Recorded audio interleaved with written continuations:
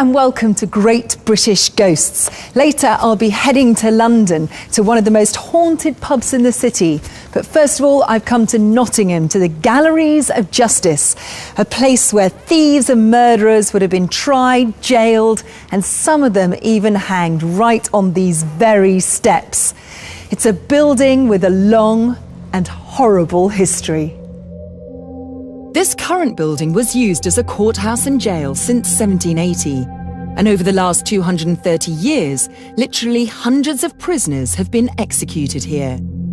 Not surprisingly, it's believed to be one of the most haunted locations in Britain. Chris Arnold is a paranormal investigator who's experienced strange phenomena both in the cells below and in the main courtroom upstairs. Okay, so we're in the main courtroom now. This was actually used up until 1986, so it's used, fairly recently. It's one of the hubs of paranormal activity in the Galleries of Justice. The main thing that's seen is black shadows darting kind of back and forth on the balcony. Many different people have seen these. And then the other thing that I personally witnessed in here, we had a public kind of ghost hunt, and we all saw flashing lights up on this corner. It's very strange. There, as you can see, aren't any lights up there at all. What do you mean flashing lights? It was like almost like firework effects, really? Like glittery, yeah, kind of balls of light. It was just very strange. Can't explain it. The thing that a lot of people have heard in here, blood-curdling screams, moans, sighs, just the sound of people just in kind of sheer agony or despair. Well, there must have been a lot of despair in here. I mean, this is where people were sentenced to either their misery or their death. Yeah. And obviously relatives that were sitting listening. Exactly. I mean, not only the victim themselves, but the relatives would have been in massive despair, wouldn't they? So if you imagine coming in here and hearing that your loved one, is going to be hanged outside on the steps, there are going to be people moaning and all kinds of horrible feelings. The other interesting thing that happened in here in 1799 was they actually did a public dissection on the table here, and members of the public paid to come and watch one of the hanged people be cut up and have his entrails kind of displayed. Now, it was supposed to act as a deterrent to show that this is what would happen after you got hanged, but it was so popular that they had to stop it because people saw it as a great day's entertainment. Oh, that's terrible, isn't it? Weren't they barbaric in those days? Well, exactly. Where's the empathy? The Galleries of Justice is known as one of the most haunted places in the UK. In one study, it was kind of voted the most haunted building in the UK. There's a lot of activity that happens here.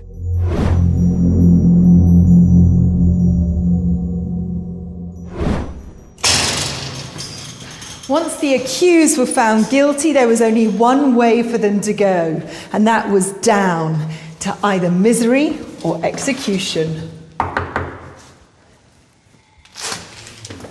Michaela, welcome to the county jail. Would you like to follow me? Thanks. I should take you down to our main cell block, which is located just around the corner here, where men and women were mixed all those years ago. This way? Yeah, down here, yes. There are just over a dozen cells in all, stretching further and further underground. The oldest ones dated back to medieval times, and the conditions here, even just over a century ago, must have been appalling. Down this corridor are main cells, but when this prison was full to capacity, you get about 70 odd inmates in around 15 cells on a couple of levels here. This is what we call our night cell. Oh.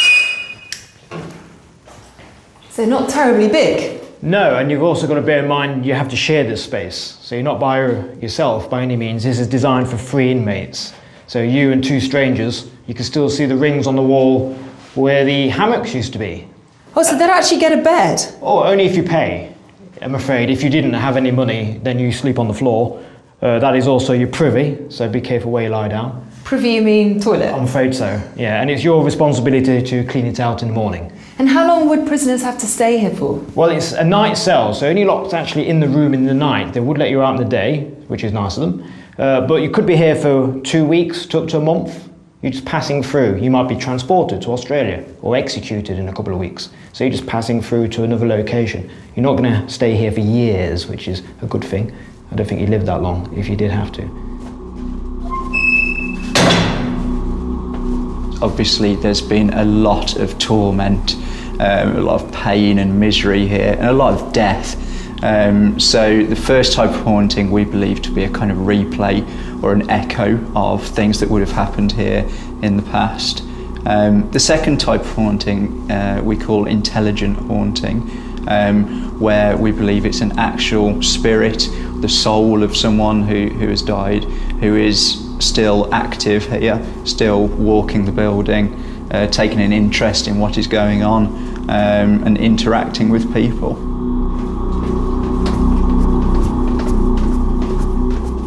This is actually probably the most modern part of the jail. Here we have the women's wing, the laundry, where women are expected to do washing all day long, 8 hours in fact, in silence. So they weren't allowed to talk? Oh, no, talking spreads criminal activity. That's tough for women. It is very tough, yes. In fact, I've walked through here a few times and on a number of occasions, the old dolly tub there has been rattling away. By itself? Maybe someone didn't finish their work, I don't know. But yes, it is a bit strange when it's quiet. That just moves all by itself, making a noise. Yes. That's quite creepy. It is a bit creepy when you're on your own. But in here is where they would sleep. This is their cell. So this is the women's quarters in the prison? It is the women's room. This was built in the 1850s for all the girls in one room. So you can imagine 6 to 10 girls sharing one space. So of course in the evening you're incarcerated, so you'd be locked up and that's where you'd be sleeping, in a bed with your hair in it, off your own head, in a mattress. And you do have a chamber pot for the loo, so not on the floor, thank goodness. Stephen, I've got to say that compared to upstairs, this isn't that bad. No, it is the most modern part of the jail, but it does get a lot worse, I'm afraid. Do most people feel that it's an uncomfortable, scary environment? Most people find the Galleries of Justice to be very scary. Now, whether this is because of suggestion, because they know it to be haunted, or because of what a negative atmosphere kind of lingers here from, you know, from what it was in the past when it was actually used as a prison. Gosh, it gets dark down here. This already feels grisly. Yeah, you'll need your light here, I'm afraid, because this is what we call the dark cells. And what is this bit? Ah, now that is one of our 2 pits where you would go if you couldn't pay for that cell upstairs, remember? People were put in there? Yeah, if you've got no money, but that's for the real low lives, you see. And what sort of era is that then? That's from the 18th century. And how long would they be in there? Maybe until you're being transported to Australia. Could be a month, 2 months. Oh my goodness, that is really grim and grisly in there, isn't it? Well, you can see why they pay now for something better. Yes. Whilst over here we have our solitary confinement cells, dark cells as they're called. Oh goodness gracious, what did you have to do to come in here? Cause trouble whilst you're in the jail mainly. In fact, I believe many paranormal groups love to go in here and see how long they can actually stand it. I think the record is about 10 minutes on their own.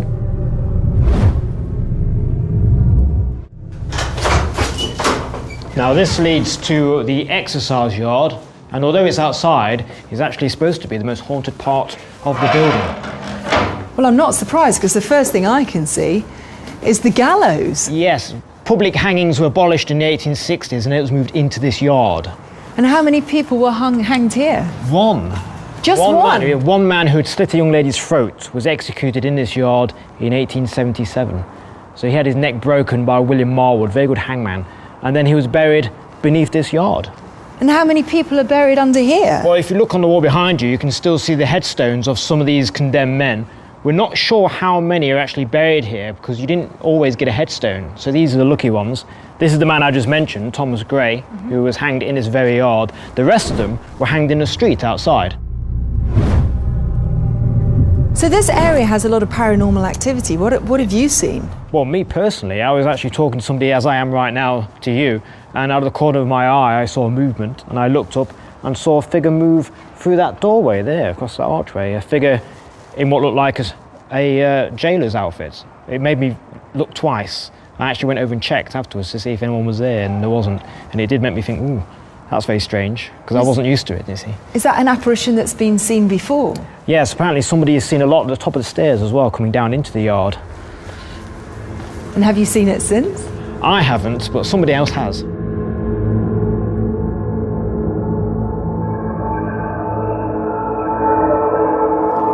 Strange thing about the building is it's constructed on the back of a cliff. So you come in at street level, you go down from the courts, down to the jail, and you go down a number of levels until you reach the sandstone at the bottom, which is, of course, all been carved out here into caves, as you can see. Stephen took me down to the deepest and oldest part of the jail and handed me back to paranormal investigator Chris Arnold, who wanted to show me the most haunted area in the whole place.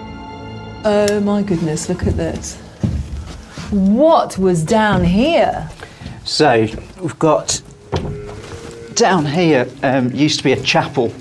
It used to be used as a chapel area. A lot of people have heard the sound of what appears to be kind of chanting, maybe monks, kind of religious mantra being chanted over and over again. So there was an actual chapel down here? What a weird place to have a chapel. Yeah, the area would have been used as a chapel, so we believe anyway. We've had a few strange experiences down here.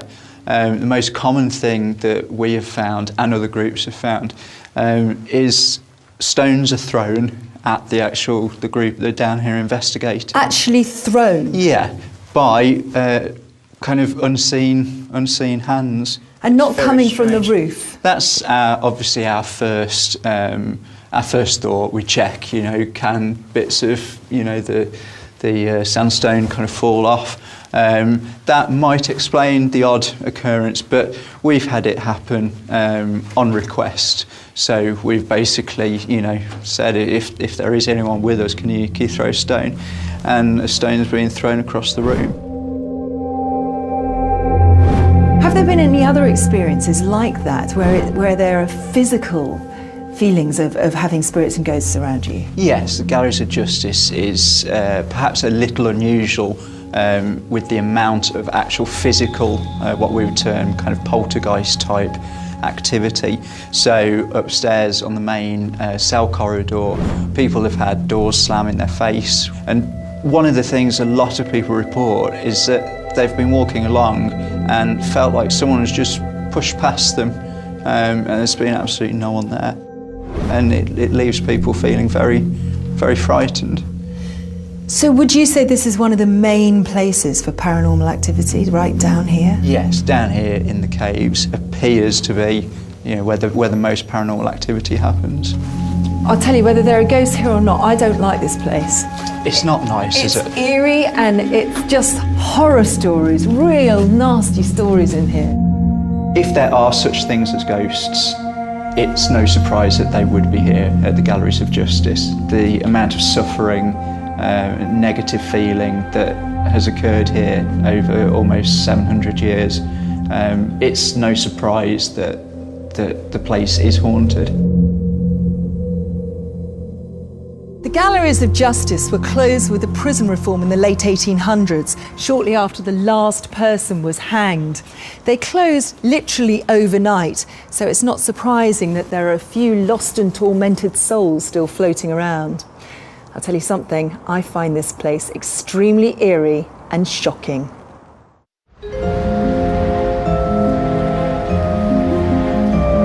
This is the Viaduct Tavern in the City of London. Nowadays it's a very busy, vibey area, but it used to be surrounded by slums and prisons. Think the film Oliver Twist and you'll get the general idea.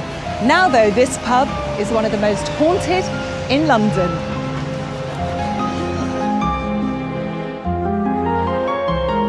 The Viaduct is one of the last examples of an old Victorian gin palace left in the City of London, and its garish interior was designed to look like an opera house. Back in the days of Charles Dickens, its clients would have been the poor working class of the capital, as the tavern was in a very disreputable area and right next door to two major prisons. Richard Jones is a world-renowned expert on Dickensian London, and knows all about the infamous ghosts of the Viaduct Tavern. The Viaduct Tavern's incredibly haunted. Most of the hauntings tend to happen down in the cellar, and there's numerous landlords down in the cellar who've had taps on the shoulder. One landlord had a ghost speak to him, say there's just us two down here now. The rooms upstairs are fairly haunted as well. In 1982, the then landlord's daughter was left in charge one Sunday, and she'd closed up after the Sunday morning session. She'd gone upstairs, sat down on the sofa and was reading the paper, when suddenly she heard footsteps come racing up the stairs, and the door opened, the paper was snatched from her hand, dropped to the floor, the door slammed shut, and the footsteps went back down the stairs, and she searched the pub and there was no sign of anybody.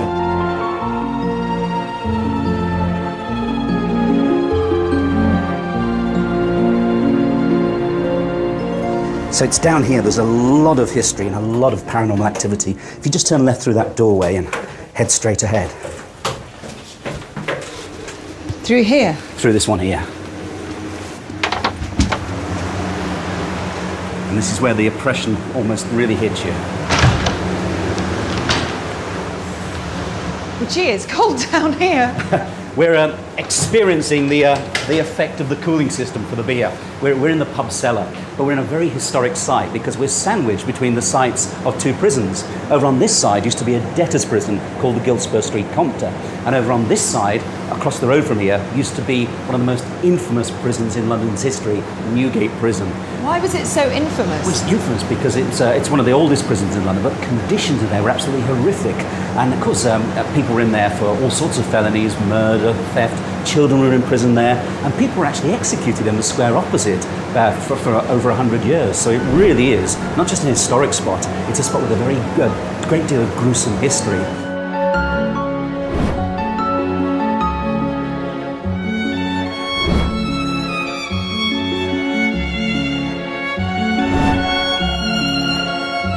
After you.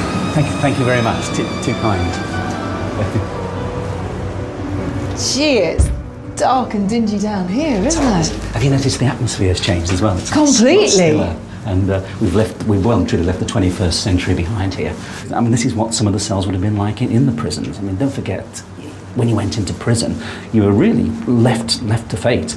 You might have a little bit of money and be able to pay for a bit of luxury, but a lot of people would have been fed. I mean, what some people claim is, for example, the holes here in the ceiling are where people used to walk by upstairs and the debtors would sort of push up against them, crying out for alms or money or even food. Food would be dropped down. And of course, a great pleasure of Londoners was to taunt the prisoners, so it wouldn't just be food that got dropped down on them through this. So if that was the case, it would have been a horrendous place to be, and certainly it's indicative of what several of the cells would have been like, certainly in the debtors' prison.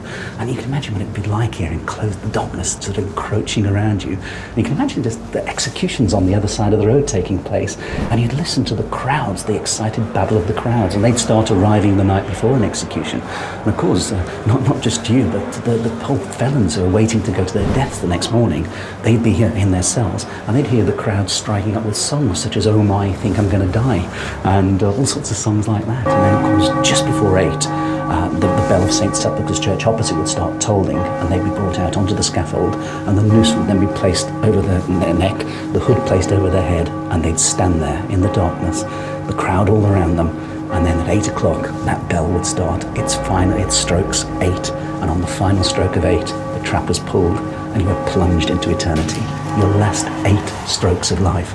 So that's the history. What about the hauntings? Well, this is an incredibly haunted spot, and one of my favourite stories concerns a landlord here in the 1980s, and he was tidying up in this room, and the door was open, a light was on, and there he was tidying happily away, and he turned, and suddenly the light went out, the door slammed shut, and a voice from the corner snarled, "There's just us two down here now." Oh my goodness, he must have been terrified. Well, needless to say, within a few moments there was only it down here. He was back up in the bar having a brandy. So where's the next one? It's this one over here, and believe you me, this is where it all kicks off. After you this time. Thanks.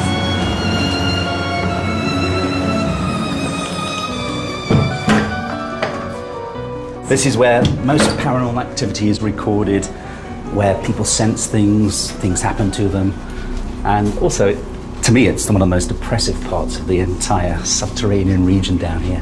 It's certainly very grim looking. It's horrible, isn't it? So what's been experienced down here? Well, this is a place where mediums are often overcome. Mediums will come in here and they'll pick up on things. Some faint, many become nauseous, and all agree there's a feeling of utter hopelessness and helplessness emanating from here. The other reason, of course, is that ghosts often appear where there are sources of water. You often find that where a ghost appears, there'll be an underground spring or an underground brook or underground stream. And oddly enough, just down here, there is just such an item, because this cell used to flood an awful lot, and it was always a bit of a mystery as to why it should happen, until they got a plumber in who made a discovery that down here we have a water source. But it's oh my goodness. Is that a sewer? Well, it is now, and it's actually a tributary of one of London's most infamous rivers, the River Fleet. So this could have a lot to do with why this is one of the most haunted parts of the pub.